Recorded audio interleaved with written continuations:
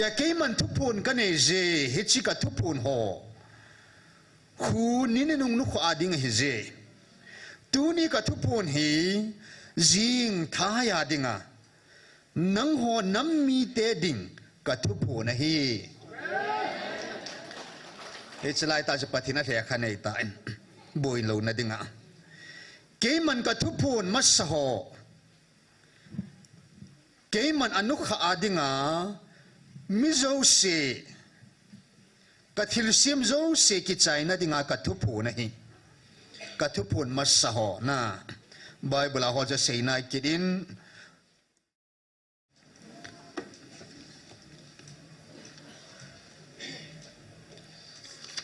pathin kam sang di cha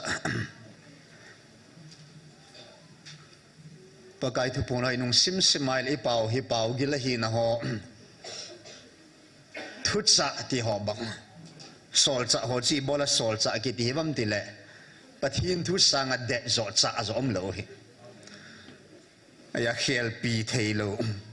thu ta be mong mong pung do ding ei je wa chu pakai sol cha te ho pawin sol cha gen thu cha sei phung ding ho chu sol cha hi bin Unit 18 2023 apakai jen in hope now tu chung thu phun het thim lo hoding in avelin na phung na sim do kidotin Unit 18 2023 apat na le achai na ka ngai lut na ka o a hi je ke man thu phun ka nei je he chi ka thu phun ho khu ni ne nung nu kha ading a hi je ke man thu phun ka nei ti chu bible a revelation thu phun ka sei na hin van nu ya dinga ka pe thu hing ati zin bible ko na e hon bible iti hi pathin kam pa wa van nu ya dinga ka pe ka thu ati zi pathin kam pau le e ho kam pau na ya ke man thu phun ka nei je hi chi ka thu phun ho khu ni ne nung nu kha ding hi je tu ni ka thu phun hi jing tha ya dinga nang ho nam mi te ding ka thu phun na hi he chlai ta je pathina the kha nei ta boi lo na dinga ke man ka thu phun ma sa ho ke man anu kha adinga mi zo se ka thil sim zo se ki chaina dinga ka thu phun na hi ka thu phun ma sa ho na bible a ho ja sei na kidin bible thil hung hung nei se ho kim ho chu ka thu phun ma sa ho ke man anu kha adinga mi zo se ka thil sim zo se ki chaina dinga ka thu phun na hi tu ni ka thu phun hi nang ho nam mi te bowa dinga ka phun na hi chechu tu na khanga tu khang sunga tu I khang sung wa tu khang ya hi azza ho dinga tun so na hin na dinga hi mi ham pha na hi ve hallelujah ichani ko chat chu kan ji do hai ta in keiman na tu na chao na gol hang ho mel sina kidang ka thu se do theina hung lung dinga hi tu ni nang ho nam mi te chungin alhung tai ke man kana sei sa hi na khang tha hon sei do na khang tha hon sei do theina nei juventin ke man te si hon jong mang ama diu tia kana sei chu gui hun na hi pakai jin ana sei ho gui hun na de den tu chung pakai na tu na sao na gul hang ho ati tu nin pakai gul hang ne robat mang chane hu pi ta ve hallelujah kana sei chu gui hun na hi bible ana sei sama ma chu tu ne ai ho sungam gui lung ai abana pakai jin an sei kidin 6 February 2024 ningkum su hi in tun hagau khang hi zin tun hagau khang hi zin keima hagau wa ka hunga na chung wa hung lung ding ho ka sei pi wa hagau khanga hagau win na pui hoi diu tia kisuna kana sei su gui hun le keiman hagau wa ka pui nào vẹt sa na hi chỉ John bung som là cục trắng som là thu mai mù điều hin azoi sêu chỉ Joel bung ni trắng som mi là gị na khang tha te hòn kama pa kain thuan shading chu Joel bung ni trắng som mi là gị chỉ hòn nam sung ang gui hung kita in abana John bung som là cục trắng som là thu ma pa kain lagao thi hung ting lagao jun thutta lam zo sia lagao jun na pui hoi diu na hil diu na kai hoi diu ka na tie he che banga chu tunia he ke man ka thu hinga kana phun no sa banga tu lagao khanga hi na pui hoi diu ta kisuna kana sei chu guil hun na vet sa na tu na ke man lagawa ka vila ka puya ka hopi na hi vetin hallelujah John bung som na gu som la lina pakain lagao anatuti paguil hun na zong hi in hi se thu do la chun na za ta ve a ji chu van nui hinga ka hung kit ding thu hi ke ma ka ki kha po pathin su van lal to na to jing ding na le si chu vil lo ding a ge loi ma hin pakain ka hung kit ding le ka hung ding le ka vil ding thu hi ke ma ka thu in ka bible ka thu hinga zong ai tin ka ki kha po ti en tu ni hin tao na ni ve na mango tin masapin pe na tao ne man na ding ho a chun pa kai zen athuti bang banga he pa in tu ni a o ai za sa zevin ai vil zevin pa kai zen van nu ya dinga ka pi ka thu hingati ai ho na ma dinga pa kai in tu khang nge ya ding in thu po nei pe ta ve hallelujah nang ho na ma dinga ka thu phun van nu ya dinga ka thu phun a chum ma hi en tunin pathin ei ho nam bo wa dinga atum be a thu phun ver som li var som nga lang nai lam de tai a kam sang ta pathinin kum sang la som la thumain som la li hin som la nga tu kum thum lin na dinga pa kain koi manam hita banga tuma thu phun a pi lo ei ho thu phun vel hi sa ei phun pi ta zeven he pa ko ma ke pa thu seut he je chu ke pa thu se na dinga khat na hung hin tin ani na hen in sim hakit katin Isaiah bung som li chang som le gup som le segi heding in som le gup zo kan sim sat de he Isaiah bung som gup chang som le gup nang man nam tin vai pi zo si noi tui na chema leng zo se noi tui na chep ding hi chu ting le nang man ke hi pa kai ke te pa na hu hing pa na lat dam pu Jacob dinga ha chung nung pa chu ka hi je ti na he do ding hi hallelujah thu pi mong in hilai a thu hinga kun sim ha ole pa kai ma kam sang ta e hon nam pi dinga a thu phun pathin thu phun sim ki ro tin che 26 June 2024 pathin hagau thu phun in nam pi diwa nam de han te dinga thu phun hi in sim nge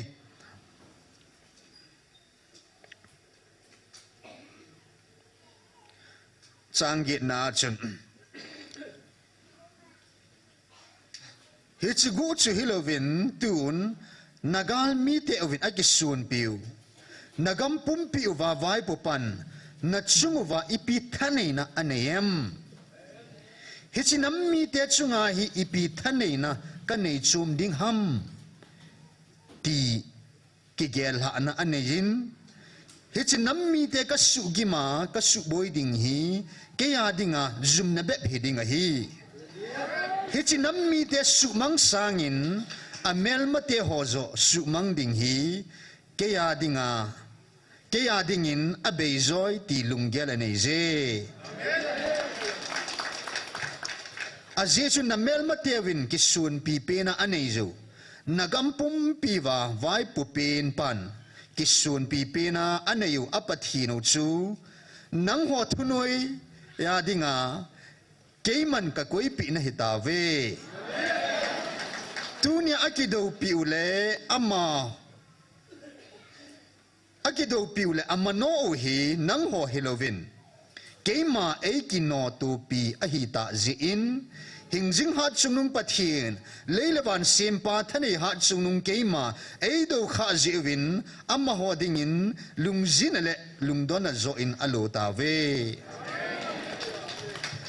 e ho ding ang simla ki do tin na nam pum piu chunga lam kai ho chunga thani ka hi vet sa na in hi chinaga lo hi ke man ka sat pi na hi vin ahin la nang ho dinga ka to pi ha thim lo vin tunin ka ko na ta san lo wa ka dei banga chon na tam nai pu ve ka thupi nani taka wa hi chigal hi kala do loading a hi ahin la na mel ma te vina chungwa tha nei thei di ponte lai thu je the mo chana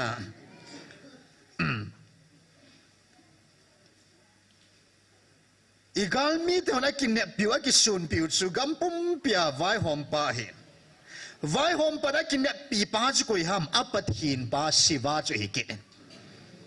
he chu pa kai di kyang ta noi ba chut pha nei koi pi ta ve hallelujah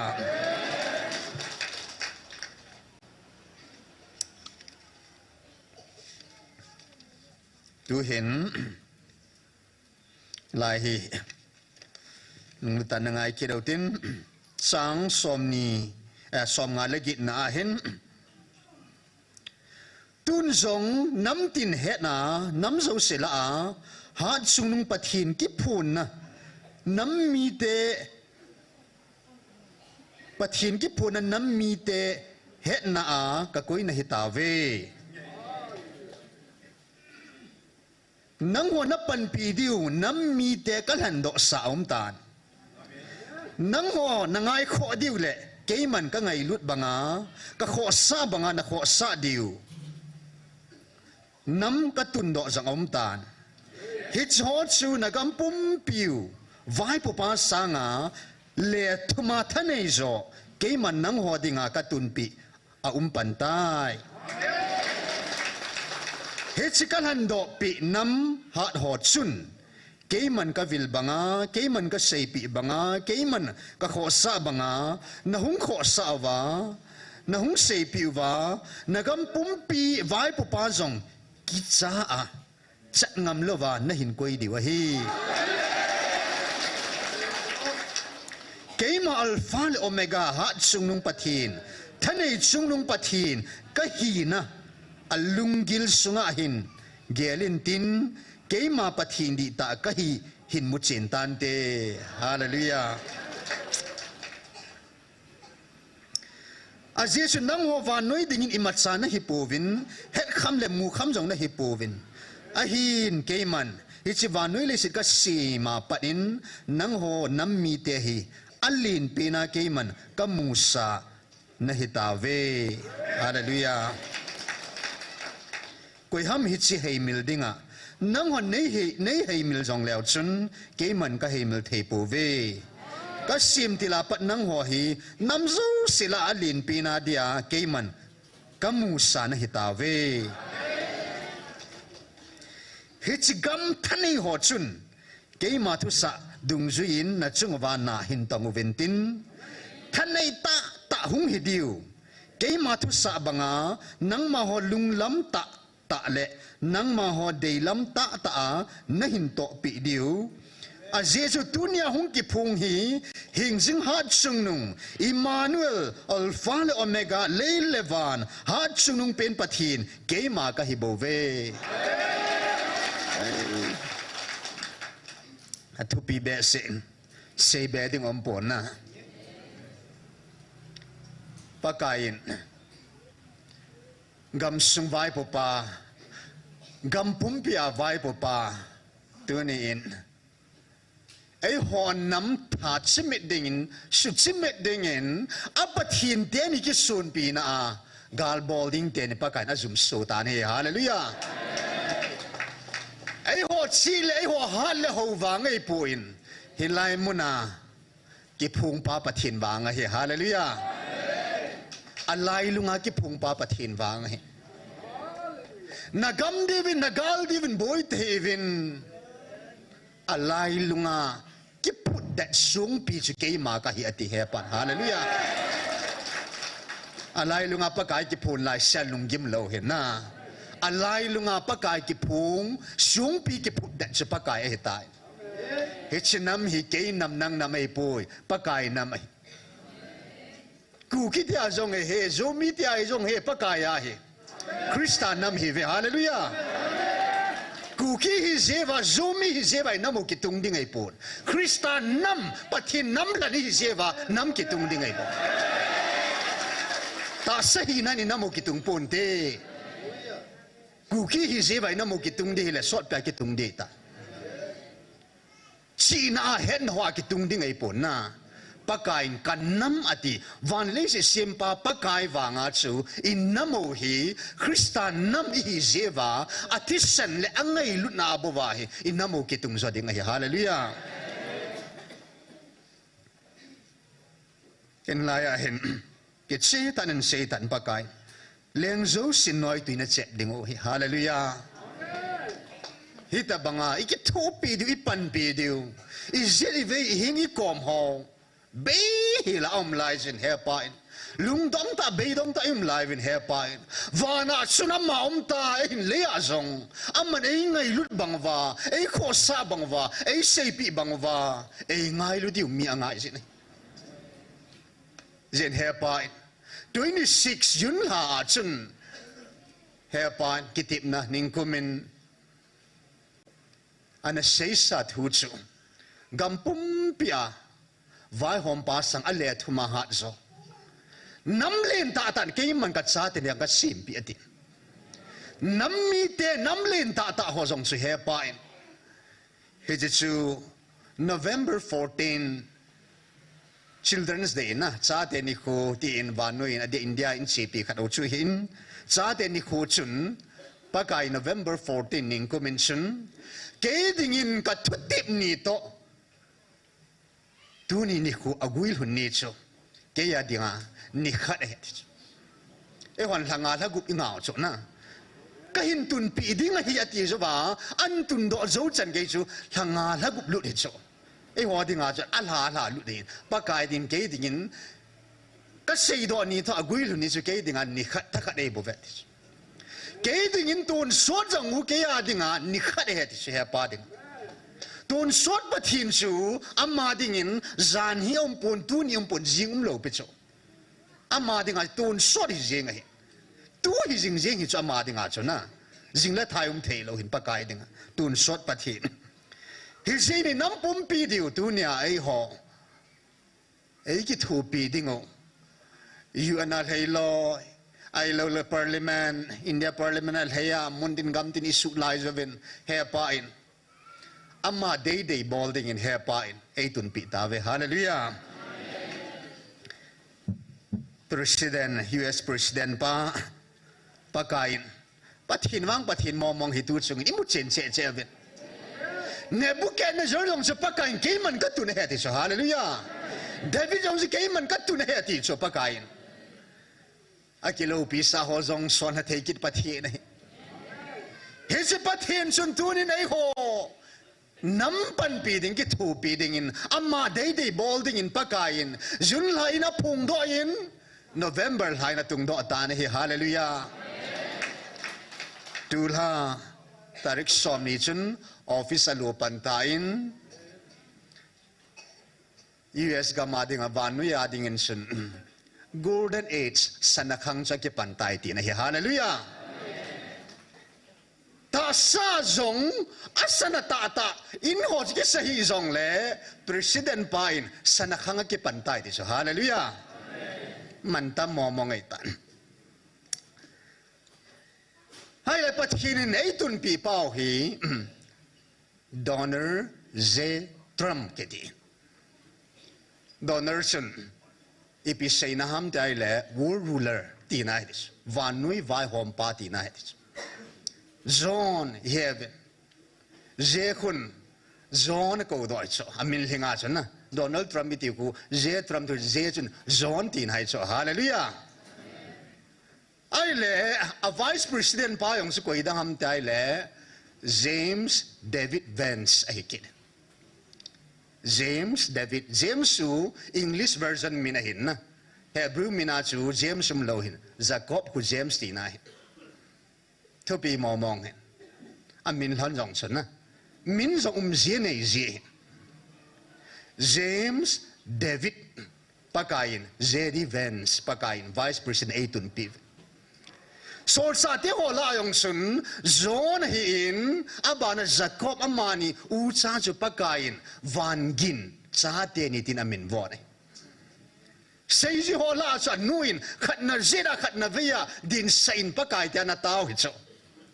Pakai vana kunin mei ko thalon nga ti jin cho.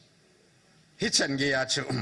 pakain Van Gin sa te na min vote ni sor sa hola zong. Pakai deilhan. Transfiguration mo khelam dan na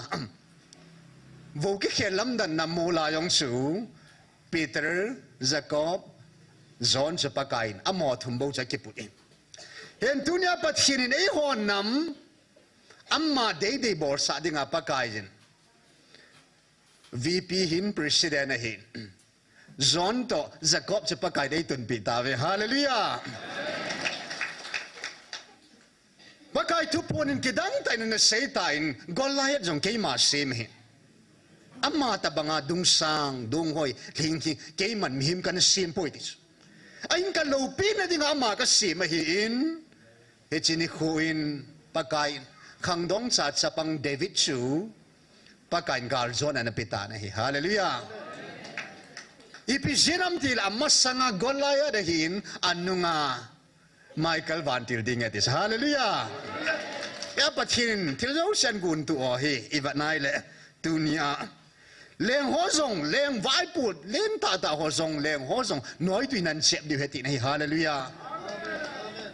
Tu pi momong hi pathin ei tun pi ho hi. Hen pakai sin akhat na action.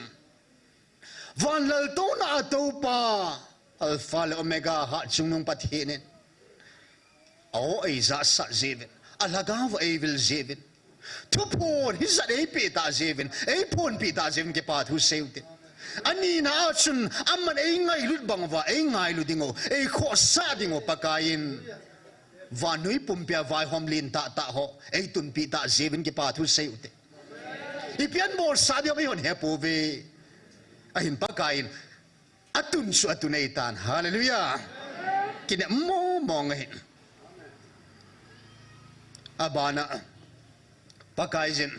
vice president pa yung pathinging mimo mong hetin ya pakaizin vai homlin tata itun pi ho sule tuniin atum ben he pantu punin kitse na seitai kasi kamsang azong hin ama kamsang momong simdaw te habela mong kanom ziin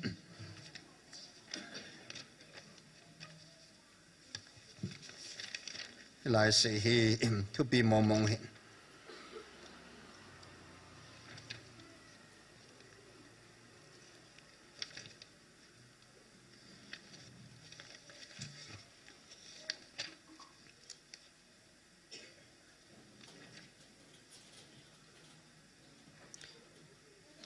Dunia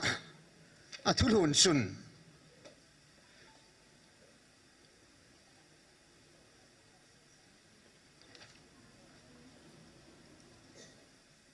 Tuni ka tilsim ho zong hi, ka tilsim zo siyong hi, dunia ka vil na dinga, ka sa atin ng huwada ka sim heti. Tupi mo mong hi. Vanalay mang dinga hi at ipa kun hoy ta gilta ay gelay nga ito ay lahin. Itupi danaw hi na, ilopi naw hi. Pansay sim naw ilopi mo mong hi. Ka sa atin ng huwadingin, ni la sival pa ho jong ku nang ho dinga ka sim he se go ho jong hui ho jong tui ho jong ting ho jong nang ho dinga ka sim he van jong nang ho dinga ka sim hin le jong nang ho da ka sim he se pan til sim ho van ti ho zo se jong nang ho dinga ka sim he van mun jong nang ho dinga ka sim hi tu ni hi sa phot chi na chi heta ve van nui pum pia vai hom lin pin kharai hedo pakai ei tun pi tau chala hen tunin pathinin ei ho nam pan pi dinga ki thu pi dinga pakai ei pe thil ho tunin 2023 December 15 in nungova hichinam mi te in nungova hin Michael Van Til ading zingin galay sat pi mo meti pot sit na in koi man namin Michael Van Til mit tay na mukha po hallelujah ho namin va Michael Van Til's va do pi tayong pagkain musa tavi hallelujah Michael Van Til mukha na mihiw tayo hallelujah pagkay ozong izavin Van Til hozong imukha tavi Van Til hozong ho chimina mutay di nga so va ay musa isang ang slupi so hoy na ting so na lai ding hi ay ni ho mutay tay di nga so va so an kipun saan kila asay Van Til hozong ay pitavi hepain Khát vinh dòng thupun nung penin dòng Van Til Van Mizanel an kilhon pi hola hop thum so hop khat kadal ha pi tave hallelujah October 13 ning kum masa 2023 tupuna chun pakai na sin namit singovin tu ta hin ka Van Til la athum na pa ahong kum lai tis nang ho nam ki thupi din la gana sad hu ding ovin ka Van Til la athum na pa koi manam ka pe kha lo hetis ahong kum su ta to pi mo mong hen imi sin po ma feeling bol chana nop cho mo mong cho he chu chirup Van Til la hen ti he hallelujah October 2023 pi aja pakai na pi sa oi ta hen hita bangin pakai na phatin ato ho zo siang put ei pi be hen til pa ei bol pi be ho zivin tu ni ngai chan dei chani thum masang min pathinin ei pi sa ho ei bol pi sa ho hi ki pa tu seutin tu ne pakai jin ki phun na thei miza ding amiza pa ei pi zivin pathin ko ma ki pa tu seutin hita banga hagau thinga ma thang ki phun na theding alat sa he khan theding that sa ei na pi zivin ki pa tu seutin do hollow cham na day pakai jin mi pa pagain ei tun pi zivin ki pa tu seutin hich ho zo se patin na gun sa hin ke man ka tun pi sa anom tai ati su tunin ei hon patin til gun to gun anom sa hi dan hi US President pa Donald J. Trump he a date of birth he 14 June 1946 ay India the independence amu masang kumdi wa chu anaping hita jo hallelujah ei ho nam ki thopi dinga che he pa in junla nin kuma katun pi tai katun pi sa tai ati chu pakain anu naw bua ki sila ko na ei ho nam ki thopi dinga pakain tun sai tai hallelujah anagun sa hita cho katun di nga anti poi pakai katun sa tai ati zo cho sapa aguilong sapa cho pakai an pundo so hin junla e ho na ma pundo patinen 1946 ko mapakain hisileya e ho na ma dinga na tun hita cho hallelujah hung ping sai ta hi chotong patin thilgun to gun sa kidang mo mongen hisin ke pathu patin phat ho zo se zalen ke pathu na seutin tu chung president pan akam sangai nom ta kan sei chu we will not forget our God kapathino ipathino kisumil ponte ti na hallelujah ai kam sang pong do ko chinia chikin jong nilum kya pathinin katun khadati ya chu akam sang ho bona hoi ta ber vela ka ngai hen zan khuwa hela na kalung lut dan dan si pi mo mo an sem pi tiam ti pa chu kizui ki dai than umwal hisen tu hin ama koil hon zong pathina gal ku ne ti in na pakain inam singol hagahong gal sa hiu pa hui ถ้าเกาเกาวันนู้ยยังอิสระโจทย์นะดิ้งว่าเลี้ยงเล่นๆหัวจงกิทูปีนังไงจ้าจูยาปะกายจินตุนยามาตุนโลนะปีเป็นชูไอหัวน้ำมินหินวันนู้ยถ้าเกาเกาไอหัวน้ำสุ่มกิวิโลวันนู้ยถ้าเกาเกาอิสระโจว่ามุทิมิสลวาวาถ้าเกามังหิวดอวาวันนู้ยฮีกูกินน้ำปีฮีวันกูขอดอตั้มปินน้ำฮาเลลูยาน้ำลาน้ำนุยนุ่งไว้สเปนที่ทรงเลวหันเลียหินวานาวังน้ำหูสเปนถ้าเกามังมันตั้มเป็นหูน้ำฮีเทนดิ้งว่าเฮ้ปนให้ตุนปิวจ้าฮาเลลูยาฮิสิดิ้งอะไรยงทิเลโลอวัยหอมทุนไอหัวจงง่ายจะจีเห็นนะไอ้กิทูปีดิ้งว่าจ้ะเฮียตุนยาวันกูตั้มตายก็ขอดอนะดิ้งว่าเฮียปนให้ตุนปิวเห็นไอ้กิทูปีดิ้งว่าตาสตาจงไอ้ปิวเห็นเฮ้ยจุนปะทีนากาลกูเนี่ยกิปันนัจปิตากูเอลหอสิสิงดิ่งดอกเวนตินละลำกายเสียสิปะทีนากาลกูเนี่ยนะกาลกิปันลายจะพูดทางสังคมต่อกันสักข้อมูลมองเห็นเฮจิลาชนะสักข้อมูลตินเฉลปะทีนหิงะปะทีนทิลพาสิมโจโลไอ้บอลเปปีหอจีจนขัดละนินสิมูตินกิปาทูนเซลเตทุ่มดิ้งให้เรานะกิปาทูจอกอินเซดิวหินติน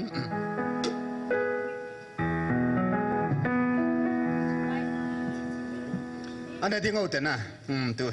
ปากกายจานฮัลโหลkami nin pagay hong na din kita sa umuta nam galay sat biu van noi galay sat biu pathin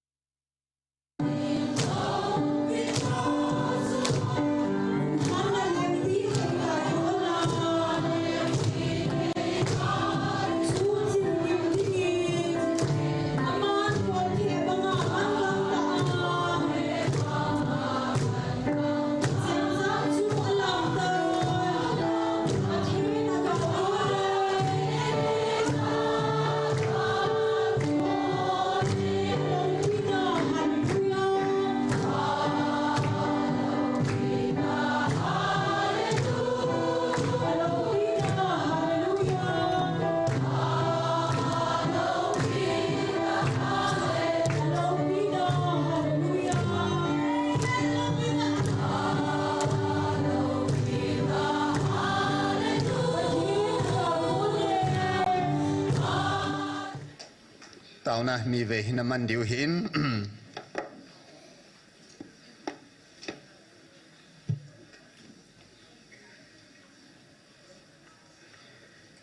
ย้อยซิมบานุซิมจอมกิดวตินไซบุงสอมลีจังสกีจังสอมเลสกีย้อยสอมเลสกุบะหินตัวหินสอมเลสกินซิมเงซุมเองเขลาเกมันสนาก็หินปูลุดดิงที่เขลาดังกาก็หินปูลุนาทิ้งเขลาซุมเองก็หินปูลุนาซุงหัวเขลาจูที่ก็หินปูลุดิงฮีเกมันนัดโตเวตุมาปังหัวจูจำนากะปิอาจุเลนังดิงาโตไว้ปูอาปังหัวจูดีก็จันสาดิงฮีสมเด็จนายองจุนนับเปิลโจสีจูหูหิงนัดยานาเสียนักเกี่ยวกดหัวโจสีองจูว่าใจนั้นนัดตีดิงฮีเราปีมอง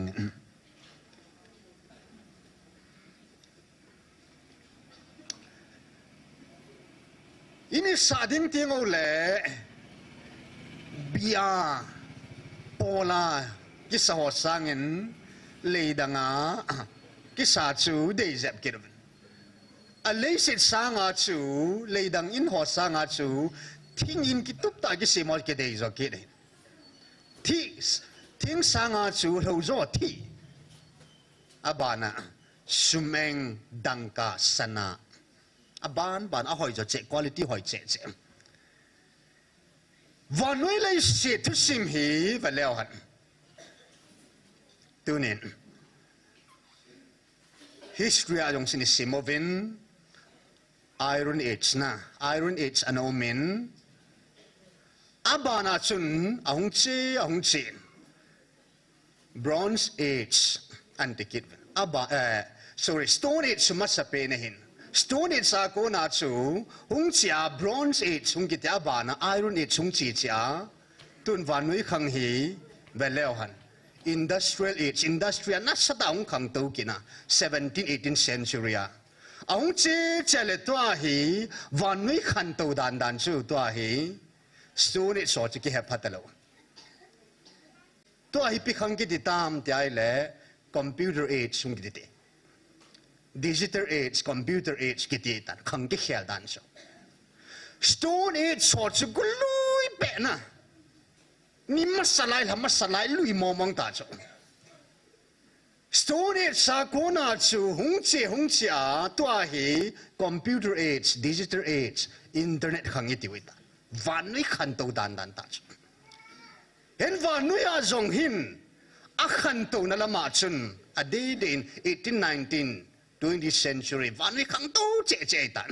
ipilam lam he zong la Wright brothers Stanley in 1903 in van leng an sim do tu ni in ki kom tu na masanga sakol thu kila talo to hi min van lenga gam khada khanguna gam khana transportation traveling ane van nui khan to dan I khan to pi dan pau chu jing zong le 1969 kuma iwet vedo hisil ha sunga khu ei hon wo ipui pa thu chin thu si mai na se ba ngambo men an ham thing chu he ti chu na hatlaya ke pi chu I mu ba khu iwet do le thing phung lim to kiloven thing za bung na thing za bung chu oh je pi je hoin thing za bung he ti chu aga len lu do le hello be na thing malala thing dan danum lo hi ana leng lu da wa Armstrong thalai chu a chut lu ei ta hi chan ge ya wa nui khan to ta dan chu na hung chi a wa nui na sata ki khel na invention ho mo lo lai lam antibiotic so za hung po do beta thil ki dang thu ki dang la ki dang invention wa nui khan to dan chu ki khel na mo mong hi sang mo mong ai tan stone it start to tu ho khang sunga te dinga van nui khan to na chung tun zong US president pa lol hin na ki pa pi na a ho lim na chun Elon Musk van nui pum pe ho sa pin pan a ke pa dan nan su Mars mission na planet Mars a len ding thu US flag visit langa ve langa a ke phulut masapin US te hi diu pa ju ti sa thanop na ta nei cho na thanop dan so halaya len lut jong su min thanop na nei ya to planet dang a len lut diong min agu ri mission khada nei cho vanui khan to dan ju ka ti na hi chan gas min lung thim ngai to na nei ya a lo se na chi na a het na sum na pa an nei lo go chu til tha mu do na dinga chu chan gas na to cho to gun mission plan an nei cho Mars planet a koi mawang leng lut nai pun thasunga wang mi him a leng lut ta a chun lut ta a hin a chun lut ho chna chun lut poi ki ti theilo chana na jo na she ki ti theilo cho min na chun lut ta cho van nui khan to ta dan cho mi van lai zo la leng ta van lai zo la ki leng thei dam ki ti theilo cho na mi leng ta cho le na mi leng ta cho a len sai no nga cho hitchan geya van noi from Stone Age to khanga industrial age sung che cha ta computer digital age khang ki khel ta van nui khan to wa thalaya jong mi leng lut ta Mars planet jong mi len lut ding gong ta hita banga van nui chi na het na ki te laya hin van nui ta salama hi chi na lama science lama medicine lama electronics lama digital lama van nui hi banga khan to lai hin tu ni in thagao lama khan to na hi chan hi tam ti hi thagao to ta sa khan to na pai na tip tu kha tu ni in khat di ma i thu piu to ki sama kan sei gut hin sam sa hi chi point hin ki ma do ven hen van nui a chun hi ta bang chun khan to na hi mi him te ho in I chan ge ya invention til ta invent an bol wa khan to na thalaya zong len lut nu nga hin tu ni ko hin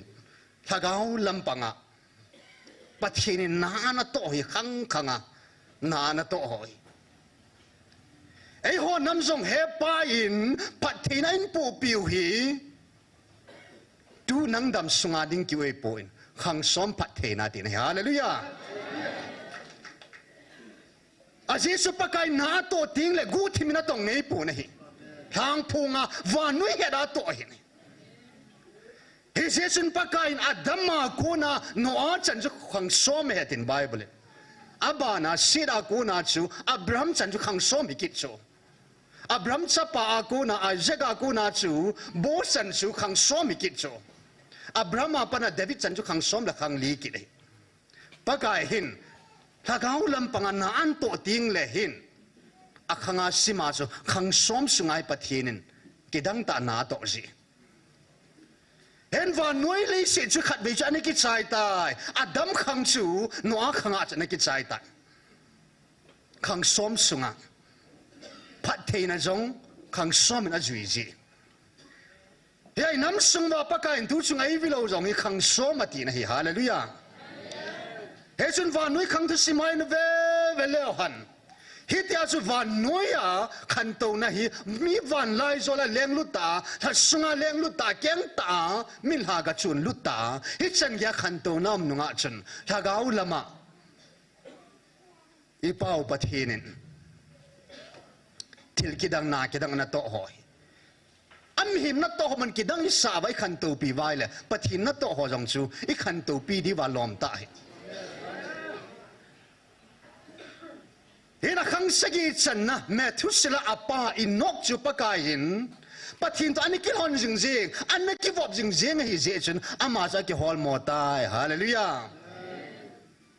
inok jong chu pakain a hingin la to win te la to win o me ti kha chu hilaya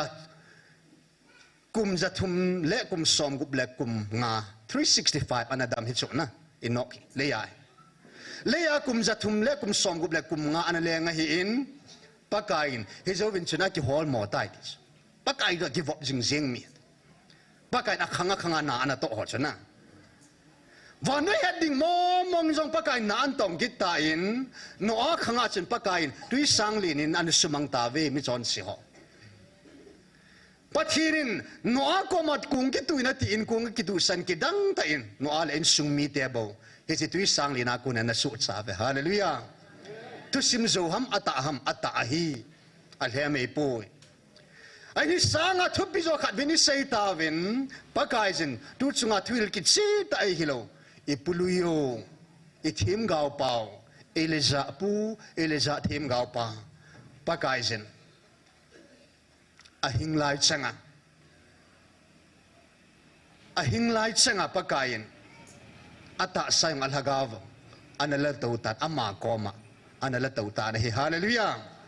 hagaw lam khanto na pa chi hi so chu hi cho hagawa khanto na kidang tao chu ya chu thalaya leng lu hoban kidang na sa mar sa chu lu di ma thalup na na ya le pa kom hum ni chi di thalup min tam hallelujah en thêm gao ho khang in pakain thêm gao eliza a hing na tau be kidang tai en sol cha de khanga chen pakain sol cha ngai lut zon mi min amu khalo mi him na hina za khalo amu sain aza sain hallelujah ki chen gyal hagau thil van thugu jo se le khununga honglung ding thil ho mu theina chu pakain koi manam la pi poi anam de than te la bo am si hallelujah hen van noi khan to banga chu tunya thaga ba yong su pe te ho ta sa khan to na khan to dung ria a mili bin ta digital che hi to kilo na chu internet khang hi to phone choi lum ta lo pi la phone hang na khan to pi chula khan to na ne tu khang na nong pe na om khalo invention mi him lấy sẽ xem tì la cô na nôm khalo giống kít ta lâu đinh pakai mi him kam akipungin mi him sung ha alu din akipungai ti ke khalo hallelujah pathina ding a thil tha be kat pakain ai num sai cho mi him na bol khelo hel hallelujah thagau lama wa khan to na chu pa khanga pa in Eliza la to wa chapa khanga Eliza Mosi a hing chang lo na van bo wa pa ka Yesu to mula ki mutu tao chla a thi hi sao le Mosi ang na dam bo chung Eliza yong hing chla mula ki mutu bi chme itabang tagaw la makhan to na im hing chan khom pi ho chun van bo chang wa a van bo lo pi na pao chu Peteron anamu si danga sao ya pakai hi se thui sei do hi vin ka tho ki ka sia hi thui na im sa di koi ma goma na sei do lo di ha di so hallelujah van vo lo pi dan pa chu mo si yong van vo chang ta Eliza yong van vo chang ta pakai sung van vo wa ki khela a vo so pao chu lam dat na pao chu tunin mi him te lewi me me hi povin van vo I chan diu lo pi na chu hallelujah anom khalo thilei put anom sa thilei tai hin pakai jin amiza pa alhat sateni mo si hin Eliza hin thagau buvin hinglai chengin athilhon poiti chu a sei ji ho sol cha hom sa nei hallelujah sol cha na bon amu pove mi thum bovin amu azuvin seita chapa khanga melchina kidang pakai thagawa khan to na ho a leilam lungyal ngai tu ho hilova van lam thila khan to no pakai thil kidang na to ho chu amma na to ho chu hi chi chu mi him chunga ana to dan pa ji seu hin na ama chui la a bol the no ji hon sei zo po kidang ai a hin la pakai pa khanga chu Eliza ta sapoma la to sapa khanga Eliza le Mosi thagaw bu hong kila kirana hi chi mi ta zong Peter to John to Jacob ana move hitabang chen pakayin tul hagaw thing khangin hong che ta na hi le tunin mit mu khalo Michael vantil na mu khatai hallelujah koi manam hita sa vantil mu kha sa lo cho na zakhalo pathin amata mi himang chain a o in akamina ki phunga ti zakhatawe hallelujah Yen pakain tu khang thil kidang na kidang hagawa mi halaya len lutta marsa luding mara godai le pathin ipiham pathin abol nom ho khang som singan bol de ngai hallelujah e ho khang singa bol hon kidang kho be tan na khang som singa e ho nam hi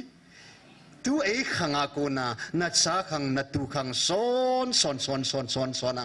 khang som singa pakain inam sungwa hin thil kidang na kidang thagawan lo pin ho thil kidang ho hi pakai ipi pen to be ta dam hallelujah lo pi che che ding lai in evil ti lai jim ni ki pa ji wala pakain apat na le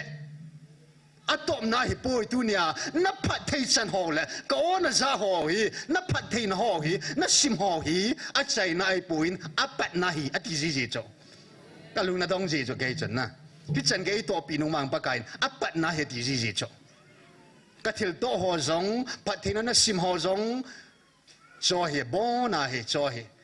apat na na lai ati ji hin khang som ki pat na dinga tu ni e ho khang khat na lu de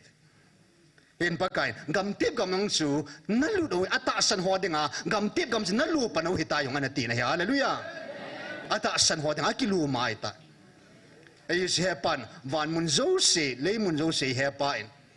le si ka cha te ding atuma ka pi poi ti sona mun zo se ka cha te dinga ka pi sa he ti ahin cham het ta independent iki vai hom na diu che hon ki de patin rong he nai Hezini khang sungo wa pakain dunia thil kidang na kidang tam ta ai bol pi ho hi dunia hilai muna do khang hong to zo se hi thalaya ga chun lut ba banga dunia thagawa na hinglai changa van mun sang ding na bil ta na zai tai hallelujah hinglai changa wa van mi te de het piu hita chong Salama chun dunin vanuya khang to ve from stone age, iron age, industrial age, digital age, computer age ngoi tan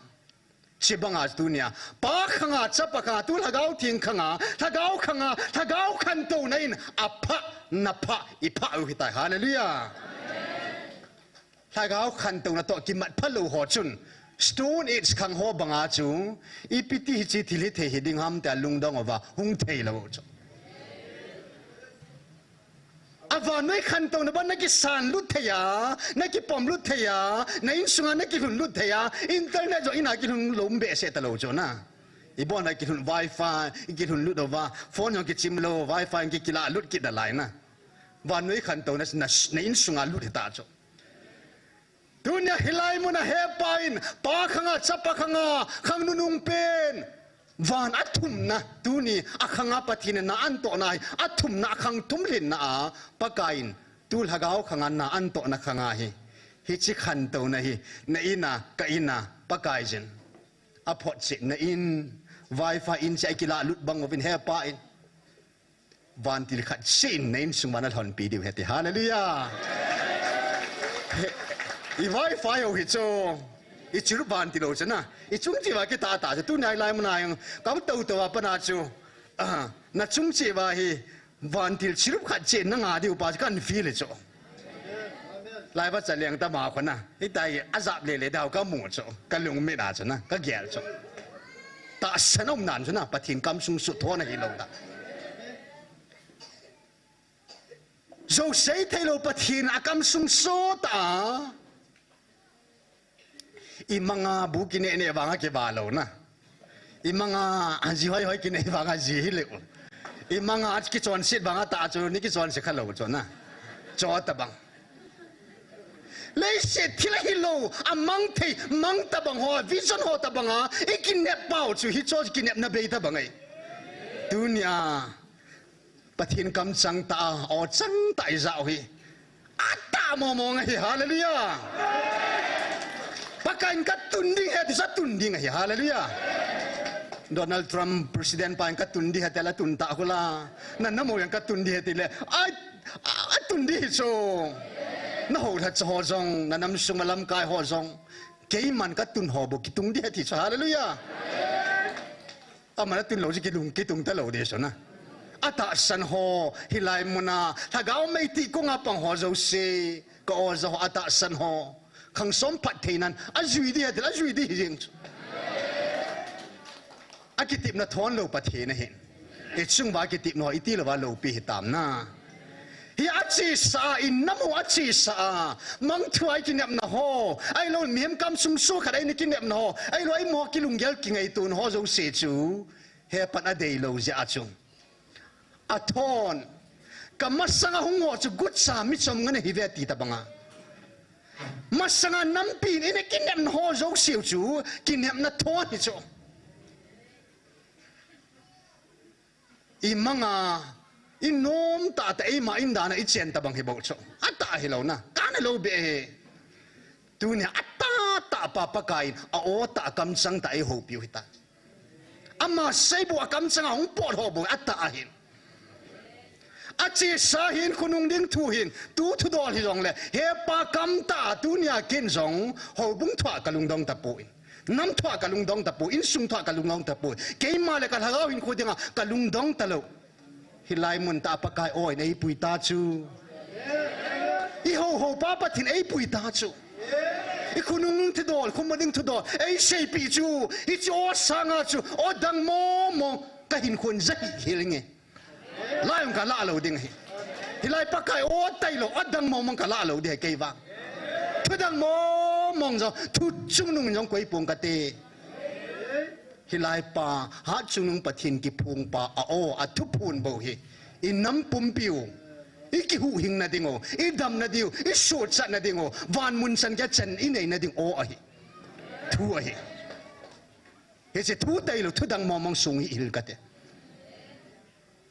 hilai mun apakai ho bung thu yang ei se chit pi tao nam thu yang ei se chit pi tao na kunung ning thodolang ki che ta ei se pi tao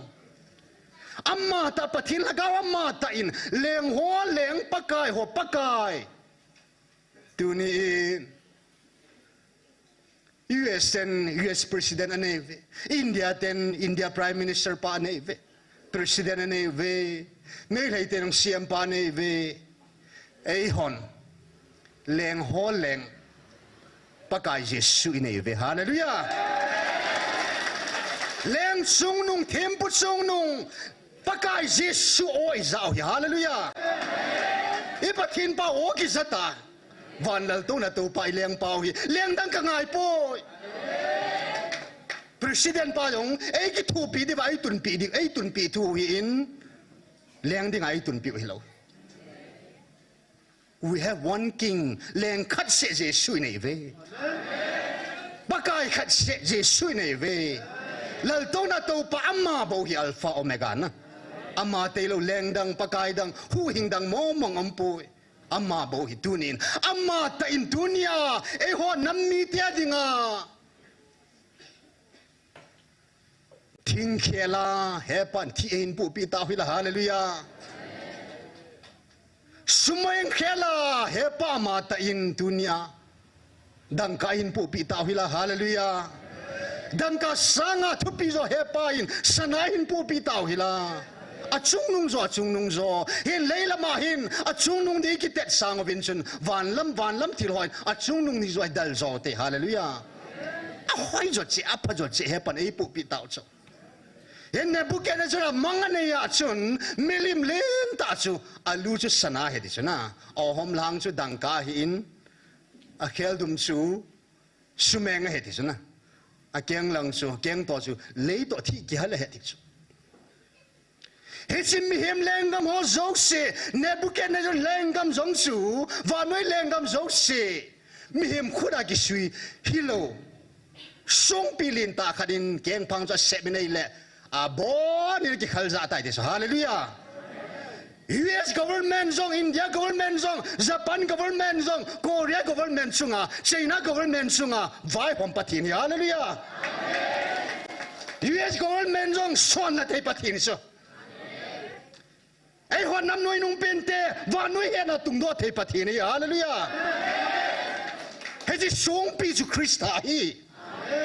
hay chỉ xuống pi chu pakaya ma tain hi lai muna ki put that xuống pi chu cái ma ka hi ti hallelujah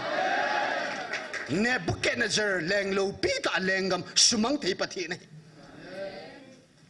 asu chim jeng he na nan nom nomin savin bia sanoman savin pola sanoman savin tinga sanomin savin tia sanoman zo sumenga sanoma dangka sanan sanoman sa ai wanga me akipati bi hati hallelujah aku tiale me akipati mai la sun sanawang su me hat janjana thing che che hallelujah bia hojong pola hojong bona ka sit di cho hen tunin mihim zo se aching pa mol pa koi ma ki chi sa na ding aumpu mihim zo se hi pakai masanga meya pakai lal to na pakai thua ato dung zuya thu ki tan su ke ding mihim ma ina phadan da dum jong na chun mei masanga ne ki patip de bo pathin hagaw mei inam piu jong pakai hi chi meya hi khang som sungai pui diu ta jo hallelujah hen pakai sin tupon bula chen sein ta san wanga na namui pati ka bu panditai pati hi chi jong le leilam pati hung mintin ta san wanga thagau pati na hi dunia i hol pi pen de hi hallelujah ai ho dia ta san ho chen thagau thilo ha ho lo te so pi te ho thagau lam thilo ha ke do tin leilam thilo som san koi po do tin na van lam thilo chu pa kai sei chula van jong lei jong hi ke ma in ka thil siam zo se hi mit phat ka lo ke man mang han ka tial mang jeng ni het hi si mang thei thil hoa hin leya hin go khol hi vin tu nei mu ta hila pai sunga song nan ki sa nang la IAS IPS na hi na ki hu do zawam hu do zo de lo na amma bo ki hu do na na ji ba kal ki hal mang ta ka na lo chu mang thei thil hi chona mang thei thil hoa chu lungi kat lo de pakai van lam thila chu lungi kat de pakai lung lam hen so he chen he pan tu sungin van thu zo se hil ta vin dunia Michael van tilai nu vading ta chiru van tilai hon pi tao ipoi mo le pakai tu het chu da Gabriel van til jong ding sa na pakai pi e hon nam da pi se pi dam nga jing sam ta cho dân lệ van til jong ata san hoyang koi sudam theu mam to kha theum tia a dân lệ van til hoi piu che he pai a khutia le nanga dinga akivan mo poi hallelujah ai pe sanga no ta he pa hin akivan mo lo chu in sen ni se dai si mo che he pa in avantil ho zo se ki gong ta ta akivan bo nang le ke bo chu pakain annama ai ko naw hi pakain tu pon sei ta in october lin chun kuma sain nang ho hi kristan nam hidinga ka nam mi te krista sipe hidinga ka ko nam ne hi ve te so hallelujah ya dunia ai ho hi la gau gar sa di hi se va chu va noi mu thim zo se salva dinga pakai nei ko chu ai ho nam ding bo wa ta ngi ge hi ta su pi te ho so cha ho thim ga ho khunung zui ding hi che ho Asi say ho hi le mi hi po in van mi hi ve hallelujah van mi ten ta sagala sa pun van gali sa diu cho hagau gali sa diu hi van noi muthim bai pu thu nei ho chon sin am na lai ho im him chan khom pi van noi a sang sim sen lo ho hi dunia e ho khu da he pat in pi diu that dan he na hi a chi he pain ka van go lu ding cha te na hi ve diu hallelujah van go loading cha te chen vana go tam tai ki khol diu cho van zo go khol te van zo le ai zat khol jong le chun mang di ngai bo ve vana go tam ta khol tin hen tai taw na pi pin diu cho in nam pum pi pa kai nam del han te hoi I in piu van mun na van go khol do tam pin na van go tam tai ki khol do thei chi na ding ovin in nam pi di vin tawot asi su pakai an nam mai hano zia chu ke chang sen khol lang ka khol thom di chu na I khol khom mo le I khol khom tan chan ba tam di chu I ki thu khom chan ba na I ha diu chu ya tunia pakai jin avan til hola e pitao va noi pum pia vai hom lin ta ta hom pakai e pitao na in pi be be kinu lai chu acha hi now dunia hi thu pi pe na vana go tam ta khol do nam I hi theina ding ovin van lam thil zo ge lo tin na van gam zo chi ge lo tin vana go tam tai hun ting ole tunia van mun chi hun ting ole van gam zo chi go tam tai ni ki khol do wa lo pi ta pa ka dei gun piu chu I chan ni ho I chan theina ding zo ovin pa kai khut a cham poi hallelujah pa kai khut cham lo hi pa kai ni hon nam hi van noi pum pi ki khel na dinga ahin lan na mei tai alhagawa evil masango khang khat ei tan alhagawa evil zo khang tha ai tai vanui ki khel ding hi inamong ki khel ding hi na ki tang ki khel ding hi aye chu hi evil na pau hi pakai jin e hoi malowai ki gelo wang ba chu he pain vanui adinga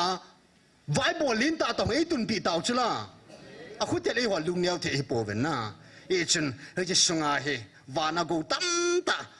kilo si tai kholo ngai cho e chen thagau gar jong ha tan sat zo mo tin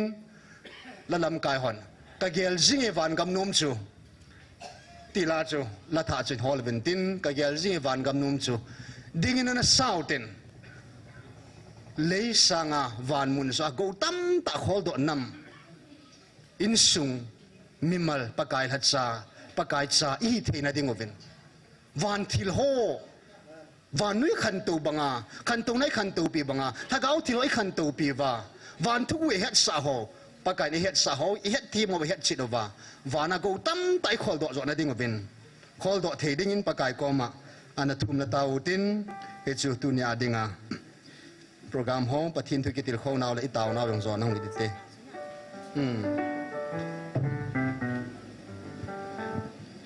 kagial zinge van gam nom chu